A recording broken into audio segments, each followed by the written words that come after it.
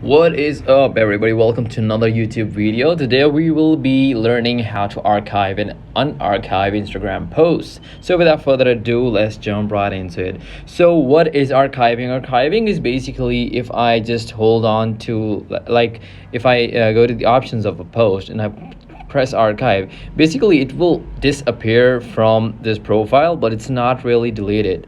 So sometimes you accidentally do that, and if you want to recover it, we're gonna go to our archive, which is right here. So what I did was I pressed on the hamburger menu, which can be seen on the top right, press that and then hit the archive, and now we are on the stories archive, but we want to go to the posts archive, which we can get by pressing on this and then going on to posts archive.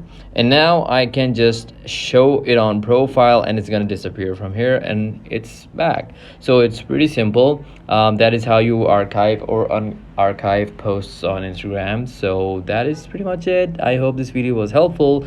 Like, comment and subscribe, and I shall see you in the next one. Thank you.